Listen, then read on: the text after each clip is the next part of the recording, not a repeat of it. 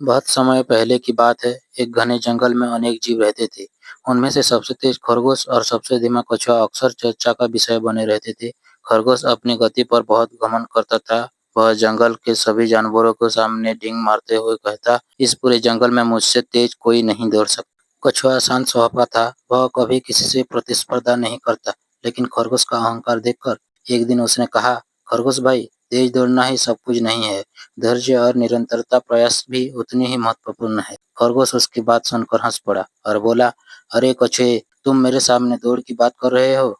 अच्छा, क्यों ना हम एक दौड़ लगाएं? जंगल के सारे जानवर यह सुनकर उत्साहित हो गए और दौड़ की तैयारी होने लगी। दौड़ की रेखा तय की गई। सभी जीव इकट्ठा हुए। जैसे ही दौड़ शुरू हुई, खरगोश बिजली की तरह दौड़ पड़ा और कछुआ धीरे धीरे चलता रहा। कुछ दूर जाकर खरगोश ने पीछे मुड़कर देखा। कछुआ बहुत पीछे था। उसने सोचा, कछुए को तो यहाँ तक पहुँचने में बहुत समय लगेगा, क्यों ना थोड़ा आराम कर लिया जाए। यह सोचकर खरगोश एक पेड़ के नीचे घास पर लेट गया और नींद में सो गया। इधर कछुआ बिना रुके धीरे धीरे लगातार चलता रहा।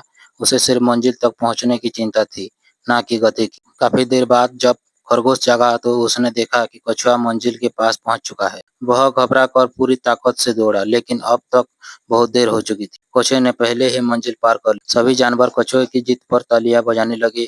खरगोश शर्मिंदा होकर सिर झुका लिया। कछुए मुस्कुराता हुआ बोला, देखो खरगोश भाई, अहंकार कभी अच्छा नहीं होता। धीमी गति से ही सही पर निरंतर प्रयास से सफलता मिलती है। उस दिन से खरगोश ने सीखा कि घमंड करने के बजाय मेहनत और धैर्य विश्वास करना चाहिए। जंगल के सभी जीवों ने यह शिक्षा ग्रहण की और धीरे धीरे चलने वाला भी जीत सकता है, यदि वह कभी हार न